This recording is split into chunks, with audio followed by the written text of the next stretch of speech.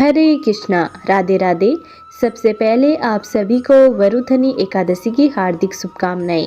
आज के इस वीडियो में आप सुनेंगे वरुधनी एकादशी की व्रत कथा। तो चलिए बड़े ही प्रसन्नचित मन के साथ सुनते हैं वरुधनी एकादशी की संपूर्ण कथा। धर्मराज युधिष्ठिर बोले, हे भगवान, मैं आपको नमस्कार करता हूँ। आपने चैत्र माह के शुक्ल पक्ष की एकादशी अर्थात कामदा एकादशी के बारे में विस्तार पूर्वक बताया। अब आप कृपा करके वैशाख कृष्ण एकादशी का नाम क्या है तथा उसकी विधि एवं मातम्य क्या है और उसे करने से क्या फल मिलता है, सब कुछ विस्तार पूर्वक बताइए। इस पर भगवान श्री कृष्ण ने कहा कि हे राजेश्वर, वैशाख माह के कृष्ण पक्ष की एकादशी को वरुधनी एकादशी के नाम से जाना जाता है। यह सौभाग्य देने वाली, सब पापों को नष्ट करने वाली तथा अंत में मोक्ष देने वाली है। इसकी महात्म्य कथा मैं आपसे कहता हूँ, आप ध्यान पूर्वक सुनिए।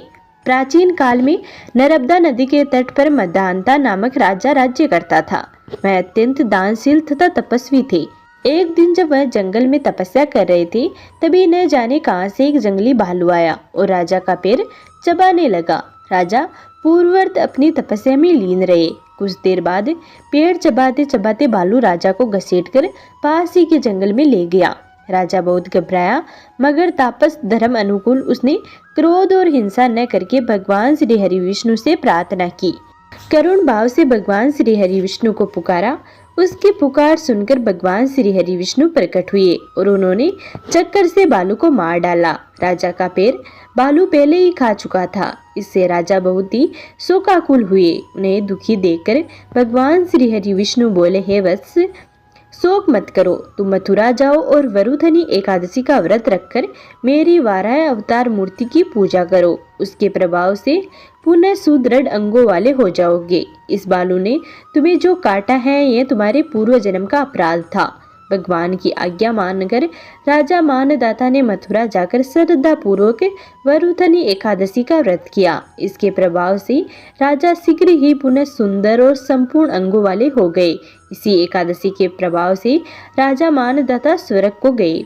जो भी व्यक्ति भय से पीड़ित है, उसे वरुधनी एकादशी का व्रत रखकर भगवान श्री हरि विष्णु का स्मरण करना चाहिए। इस व्रत को करने से समस्त पापों का नाश होकर अंत में मोक्ष की प्राप्ति होती है। प्रेम से बोलिए, भगवान श्री हरि विष्णु की जय, एकादशी माता की जय। अब सुनिए ठाकुर जी और किशोरी जी की कहानी। गोलू अपने माँ बाप का इकलौता बेटा था। गोलू की माँ लोगों के घर काम किया करती थी। उसका पिता दिहाड़ी मजदूर का काम किया करता था।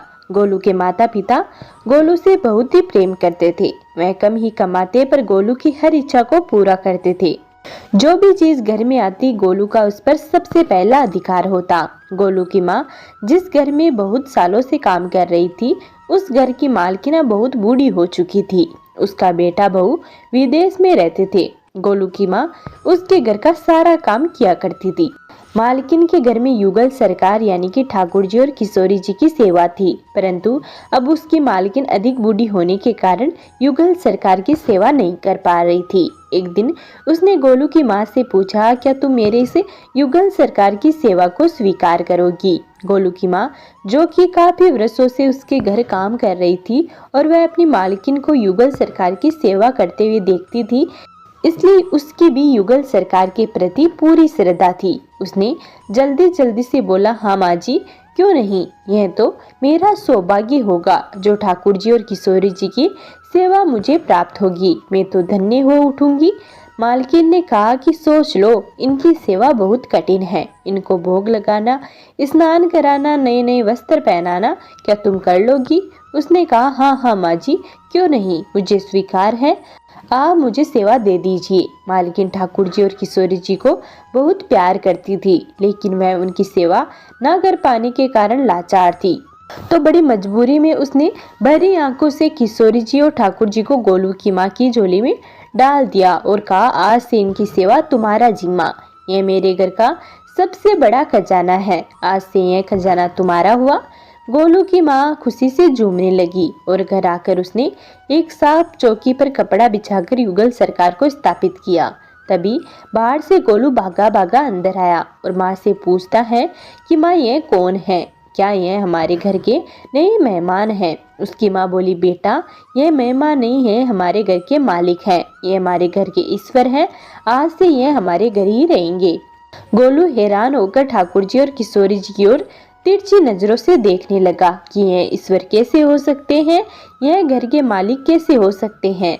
वह कुछ नहीं बोला और चुपचाप अंदर चला गया। अब तो घर में जब भी कोई नई चीज बनती, चाहे हलवा हो, चाहे कचौड़ी हो, चाहे खीर हो, तो सबसे पहले ठाकुर जी और किशोरी जी को भोग लगता। पहले ये सब चीजें गोलू को सबसे पहले मिलती थी।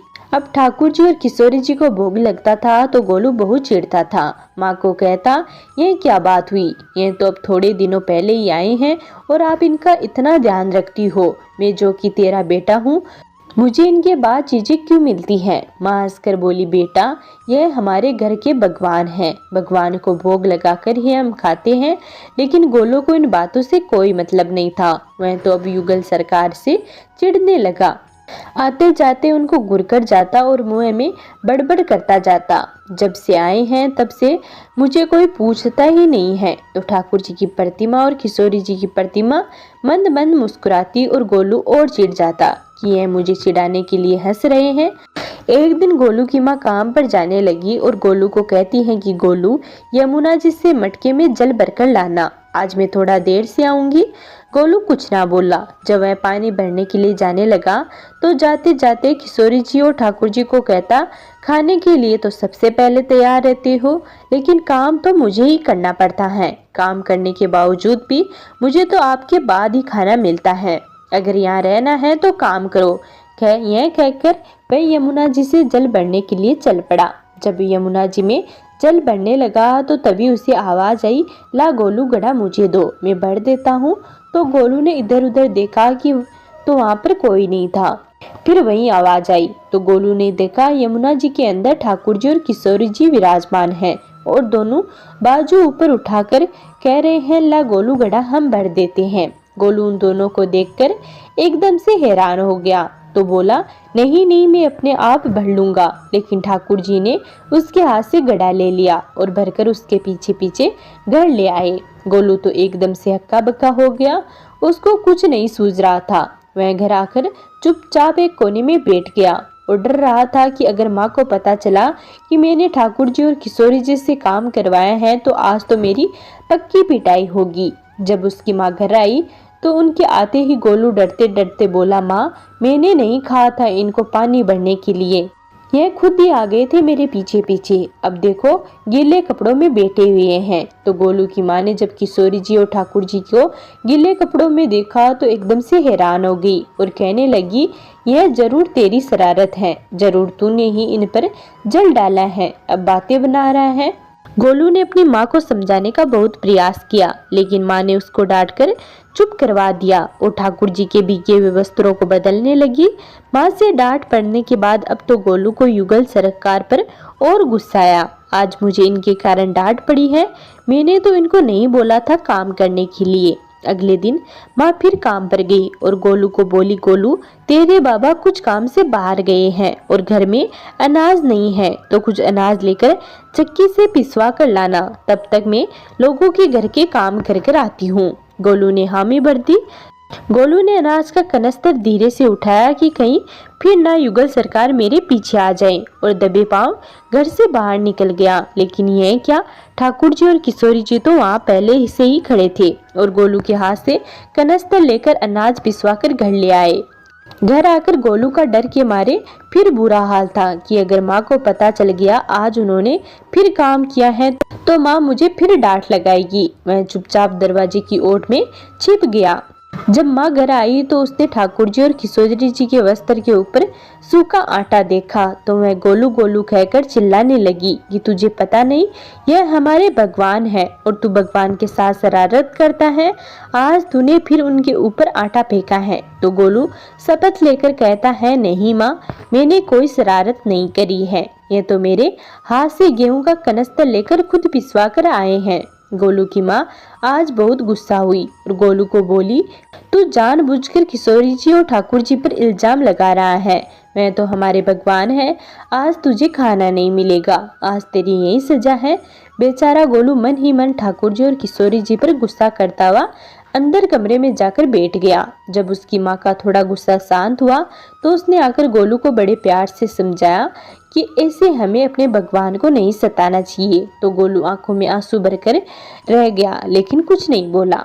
अगले दिन फिर उसकी माँ बोली, बेटा गोलू, आज तुम्हारे बाबा ने बाहर गांव से वापस लौटकर आ जाना है, बस आज ही का काम है। तुम जंगल से थोड़ी लकड़ियां लेकर आओ ताकि मैं काम से वापस आकर भोजन बना सकूं। अगर मैं लेने गई तो काफी समय लग जाएगा, बस आज ही का काम कर लो। गोलू फिर डर गया, कहीं ठाकुर जी और किशोरी जी फिर मेरे पीछे ना आ जाएं। गोलू ने माँ को बोला कि मैं चला तो जाऊंगा, लेकिन अपनी युगल सरकार को समझा लो वह मेरे पीछे ना आए। उसकी माँ हंसकर बोली, हाँ हाँ समझा दूंगी, तुम जाओ तो सही। गोलू जल्दी जल्दी लकड़ियां लेने जंगल में चला गया तो उसकी माँ काम पर चली गई, लेकिन उसकी माँ काम से जल्दी वापस आ गई। जब घर वापस आई तो उसने देखा युगल सरकार अपनी चौकी पर विराजमान नहीं है। वह तो एकदम से घबरा गई कि कहीं गोलू की शरारत तो नहीं, कहीं युगल सरकार को कहीं रख तो नहीं आया। मैं भागी भागी जंगल की तरफ गई, तभी उसने देखा कि गोलू के साथ दो लोग और लकड़ियों को लेकर आ रहे हैं। गोलू की माँ यह देखकर हैरान हो गई कि ये तो किशोरी जी और ठाकुर जी हैं। मैं तो एकदम से हैरान परेशान होकर मूर्छित होते होते बची। ये क्या हमारे भगवान हमारा काम कर रहे हैं? इसका अर्थ है गोलू ठीक कह रहा था। मैं जल्दी जल्दी भागकर ठाकुर जी और किशोरी जी के पास गई और लकड़ियां उनके हाथ से लेते हुए उनके चरणों में गिरकर रोती हुई बोली, हे भगवान, हे लाडली जो सरकार, यहाँ आप क्या कर रहे हो? मुझ गरीब का काम क्यों कर रहे हो? ठाकुर जी और किशोरी जी मुस्कुराते हुए बोले, हमें तो तेरे बेटे पर बहुत प्यार आता है। सब लोग हमें भगवान समझते हैं, लेकिन एक तेरा बेटा ही है जो हमको अपना मानता है। अपना मानकर वो हमें डांट भी देता है, हमारे साथ गुस्सा भी करता है।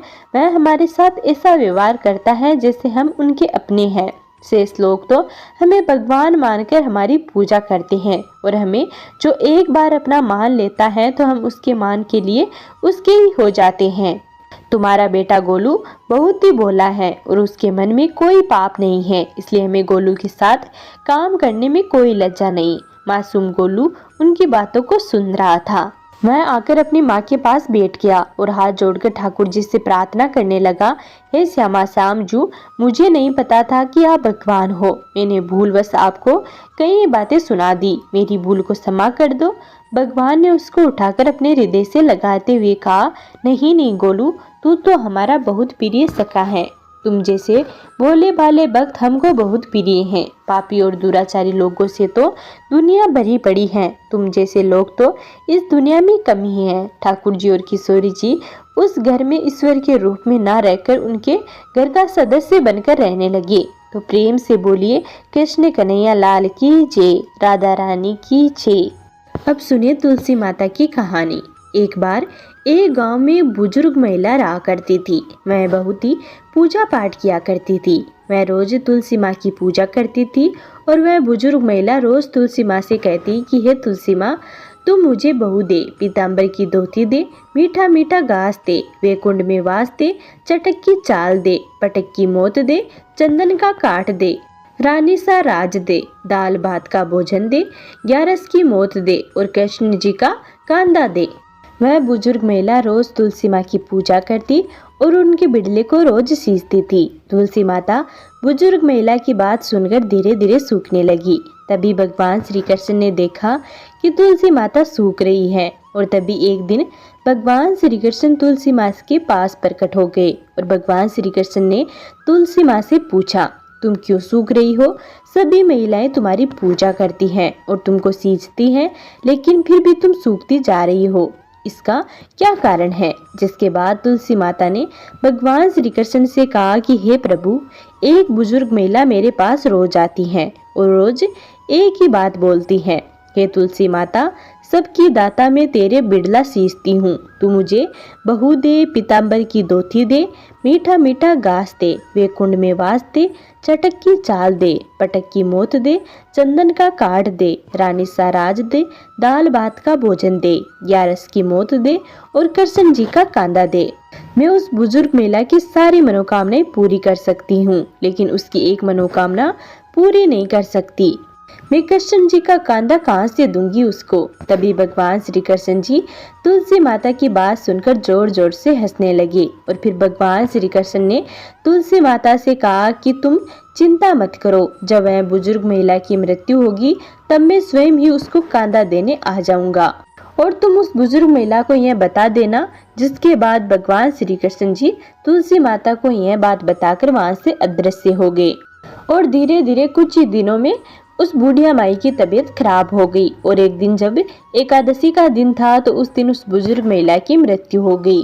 तभी कुछ बुजुर्ग महिला के आसपास रहने वाले सभी लोग आ गए और उन्होंने बुजुर्ग महिला की अंतिम संस्कार के लिए उसको जैसे ही उठाया तो वह महिला वहां पर किसी भी व्यक्ति से नहीं उठी। तभी वहां पर अचानक से एक बच्चा आया और सभी से कहने लगा कि मैं इस बुजुर्ग महिला के कान में कुछ कहूंगा जिससे यह बुजुर्ग महिला हल्की हो जाएगी और आप सभी लोग इसको आराम से उठा सकोगे। यह सुनकर सभी लोग ही आश्चर्यचकित हो गए और कहने लगे कि ये कैसे हो सकता है और सभी लोगों ने उस बच्चे को बालक समझकर वहां से भगा दिया। लेकिन वहां पर उपस्थित एक बुजुर्ग आदमी ने उस बच्चे से कहा कि जाओ, तुम्हें जो कुछ कहना है वह कह लो। लेकिन सभी लोगों को यह नहीं पता था कि बच्चे के रूप में स्वयं भगवान श्री कृष्ण आए हैं उस बुजुर्ग महिला को कंधा देने के लिए। जिसके बाद भगवान श्री कृष्ण ने उस बुजुर्ग महिला के पास गए और उसके कान में जाकर कहने लगे, माई मन की निकाल ले, पीताम्बर की धोती ले, मीठा मीठा घास ले, वैकुंठ में वास ले, चटक की चाल ले, पटक की मौत ले, चंदन का काट दे और अब ले कृष्ण जी का कांधा भी ले। भगवान श्री कृष्ण के इतना बोलते ही वह बुजुर्ग महिला हल्की हो गई और फिर भगवान श्री कृष्ण ने सभी लोगों के साथ मिलकर उस दिन महिला को कांधा दिया और उस बुजुर्ग महिला का अंतिम संस्कार किया। जिसके बाद उस बुजुर्ग महिला को मोक्ष की प्राप्ति हो गई और उस बुजुर्ग महिला को स्वर्ग की प्राप्ति हुई। प्रेम से बोलिए तुलसी माता की जय, भगवान विष्णु की जय। अब सुने ग्यारस माता की कहानी। एक बार एक राज्य में एक राजा रहा करता था। राजा बहुत ही बुद्धिमान और बलशाली था। राजा सदैव अपनी प्रजा का बहुत अच्छे से ध्यान रखता था। प्रजा भी अपने राजा को बहुत पसंद किया करती थी। राजा की 2 बेटियां थी। राजा अपनी दोनों बेटियों से बहुत प्रेम करता था। राजा की छोटी बेटी देखने में बहुत ही सुंदर और आकर्षण थी। राजा की बड़ी बेटी छोटी बेटी के मुकाबले थोड़ा कम सुंदर थी। राजा की छोटी बेटी ग्यारस माता की पूजा किया करती थी और सभी लोग राजा की छोटी बेटी से बहुत प्रेम करते थे और उनकी बहुत ही प्रशंसा किया करते थे।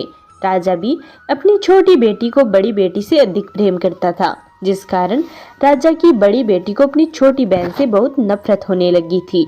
राजा की दोनों बेटियां जब बड़ी हो गई तब एक पड़ोसी राज्य में रहने वाला राजकुमार राजा की बड़ी बेटी के लिए रिश्ता लेकर आया। लेकिन जैसे ही उस राजकुमार की नजर राजा की छोटी बेटी पर पड़ी तो वह राजकुमार राजा की छोटी बेटी पर मोहित हो गया और उससे पहली नजर में ही प्रेम कर बैठा। उस राजकुमार ने राजा की बड़ी बेटी के साथ विवाह करने से मना कर दिया और उसने राजा से कहा कि मैं आपकी छोटी बेटी से विवाह करना चाहता हूँ। जिसके बाद राजा की बड़ी बेटी यह देखकर अपनी छोटी बहन से बहुत क्रोधित हो गई और राजा की बड़ी बेटी ने अपनी छोटी बहन को अपना सबसे बड़ा दुश्मन मान लिया और राजा की बड़ी बेटी ने अपनी छोटी बहन से बदला लेने का निर्णय किया। जिसके बाद उसने अपनी छोटी बहन को जान से मारने का प्लान बनाया। राजा की बड़ी बेटी ने अपनी छोटी बहन को मारने के लिए सबसे पहले एक लड्डू में जहर मिलाकर अपनी छोटी बहन को दे दिया और उसको लड्डू खाने के लिए कहा। लेकिन लड्डू खाने के बाद भी छोटी बहन को कुछ भी नहीं हुआ। बड़ी बहन यह देखकर बहुत आश्चर्यचकित हो गई, लेकिन बड़ी बहन ने हार नहीं मानी और उसने जब रात में छोटी बहन अपने कमरे में सो रही थी तब एक मटके में सांप रखकर उसे कमरे में छोड़ दिया। लेकिन सांप भी छोटी बहन का कुछ भी नहीं कर पाया। जिसके बाद बड़ी बहन ने अपनी छोटी बहन से कहा कि चलो हम लोग कुएं से पानी भरकर लाते हैं। जिसके लिए वह अपनी छोटी बहन को पानी भरने के बहाने कुएं के पास ले गई और उसने अपनी छोटी बहन को कुएं में धक्का दे दिया। लेकिन छोटी बहन को तब भी कुछ नहीं हुआ, क्योंकि हर बार ग्यारस माता उसकी रक्षा किया करती थी और उधर बड़ी बहन अपने सारे प्रयासों के बाद असफल हो रही थी, जिससे वह बहुत क्रोधित होती जा रही थी। फिर उसने अपनी छोटी बहन के पास जाकर उससे खुद ही पूछा कि मेरी छोटी बहन, तुमको पता है, भगवान ने सबकी मृत्यु एक निश्चित समय पर लिखी हुई है, और कैसे तुम्हारी मृत्यु होगी क्या तुम जानती हो? तब छोटी बहन ने अपनी बड़ी बहन को बताया कि हाँ, मैं तो जानती हूँ मेरी मृत्यु कैसे होगी। छोटी बहन से यह सुनकर बड़ी बहन मन ही मन बहुत प्रसन्न होने लगी और उसने अपनी छोटी बहन से कहा कि मैं तो तुझे अपनी मृत्यु का राज बताऊंगी। छोटी बहन से यह सुनकर बड़ी बहन मन ही मन बहुत प्रसन्न होने लगी और उसने अपनी छोटी बहन से कहा कि तो तुम मुझे अपनी मृत्यु का राज बताओ। छोटी बहन ने अपनी बड़ी बहन से कहा कि मेरी मृत्यु तो एक तोते में है, जो तोते के गले में एक हार है उससे मेरी मृत्यु होगी। जब तक कोई भी व्यक्ति तोते को मारकर वह हार अपने गले में पहनेगा तो मैं मूर्छित होकर नीचे गिर जाऊंगी, और जैसे ही उस हार को अपने गले से उतारेगा तो मैं वापस से जीवित हो जाऊंगी। अपनी छोटी बहन की मृत्यु का राज जानकर बड़ी बहन बहुत ही खुश हुई और उसने अपनी छोटी बहन को मारने के लिए उसके पालतू तोते को ढूंढना प्रारंभ कर दिया। और छोटी बहन को इस बात का आभास हो गया था कि कोई उसकी जान लेना चाहता है, जिसके बाद वह अपने पिता के पास गई और उसने अपने पिता से कहा कि पिताजी, मेरी मृत्यु के बाद आप मुझे जलाइएगा मत, बल्कि आप मुझे अपनी पुरानी वाली हवेली में एक पलंग पर लेटाकर छोड़ दीजिएगा। अपनी छोटी बे लड़की की यह बातें सुनकर राजा बहुत ही आश्चर्यचकित हो गया। राजा ने अपनी छोटी बेटी से पूछा, तुम ये क्यों कह रही हो? तब राजा की छोटी बेटी ने बताया, पिताजी, समय किसी के लिए नहीं रुकता है, कब क्या हो जाए किसी को कुछ भी पता नहीं है। और फिर राजा ने अपनी छोटी बेटी से कहा कि तुम ऐसी बातें क्यों कर रही हो, 2-3 दिन में तो तुम्हारा विवाह होने वाला है। लेकिन छोटी बेटी ने अपने पिताजी को ऐसा करने पर मजबूर कर दिया और उनसे वचन ले लिया।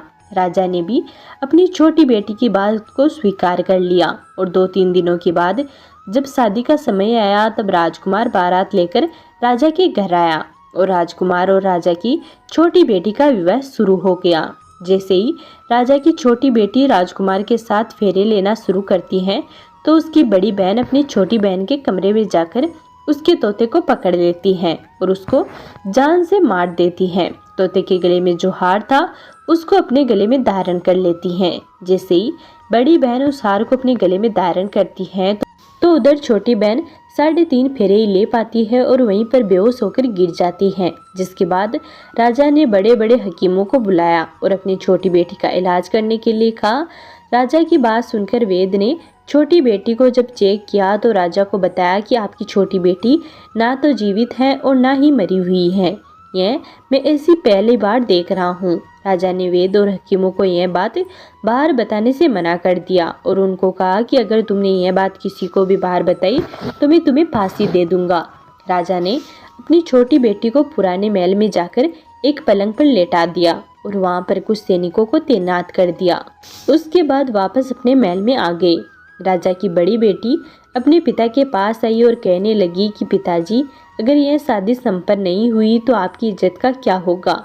आप कहे तो मैं आपकी इज्जत बचाने के लिए राजकुमार से शादी करने के लिए तैयार हूँ। जिसके बाद राजा ने अपनी बड़ी बेटी की बात मान ली और राजा ने बड़ी बेटी को छोटी बेटी के कपड़े पहनाकर मंडप में भेज दिया। लेकिन राजकुमार यह जान गया था कि यह राजा की छोटी बेटी नहीं है, बल्कि यह राजा की बड़ी बेटी है। लेकिन जब राजकुमार ने शादी करने से मना किया तो सभी लोगों ने राजकुमार को विवश करके राजा की बड़ी बेटी से बचे हुए फेरों को संपन्न करा दिया और विवाह करवा दिया। जिसके बाद राजकुमार राजा की बड़ी बेटी को अपने महल में ले गया। राजकुमार राजा की बड़ी बेटी से ना तो ठीक से बात करता था और ना ही उसको पसंद किया करता था और ना ही उसके आसपास भटकता था। और राजकुमार ने यह फैसला किया कि वह अपनी प्रेमिका को ढूंढ कर ही रहेगा और यह जानकर ही रहेगा कि उसके साथ क्या हुआ था।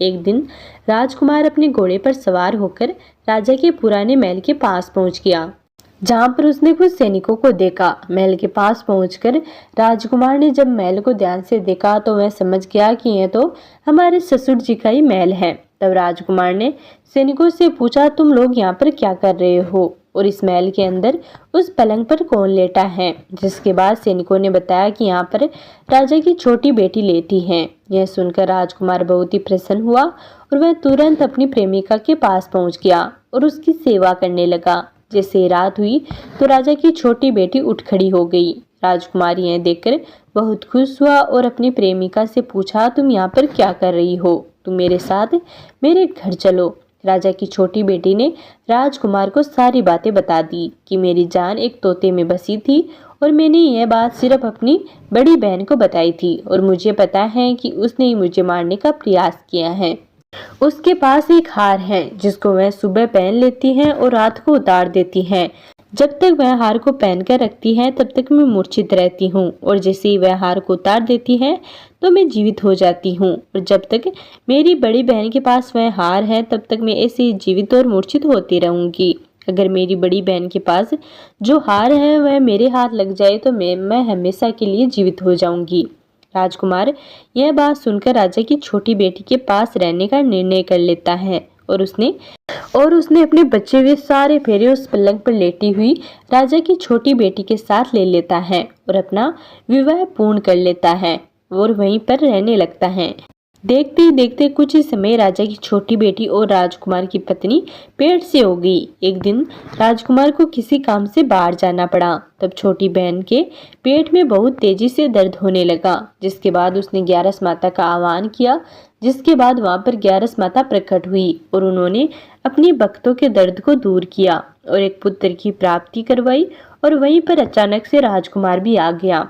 राजकुमार ने ग्यारस माता को देखा तो वह आश्चर्यचकित हो गया और उसने तुरंत माता को प्रणाम किया और ग्यारस माता ने राजकुमार से कहा कि जब तुम्हारा बालक 5 वर्ष का हो जाए तो तुम अपनी पत्नी का हार लाकर उसके गले में डाल देना। और देखते ही देखते राजकुमार और राजा की छोटी बेटी का पुत्र 5 वर्ष का हो गया। तो राजकुमार ने अपने बेटे से कहा कि बेटा, कुछ काम से मैं बाहर जा रहा हूँ, तुम अपनी माता का ध्यान रखना। और वहां से चला जाता है। राजकुमार को बाहर निकलता बड़ी बहन के सैनिक देख लेते हैं और बड़ी बहन को जाकर सारी बातें बता देते हैं। जिसके बाद बड़ी बहन अपनी छोटी बहन के पुत्र को वहां से उठवा लेती है और उसको मरवा देती है।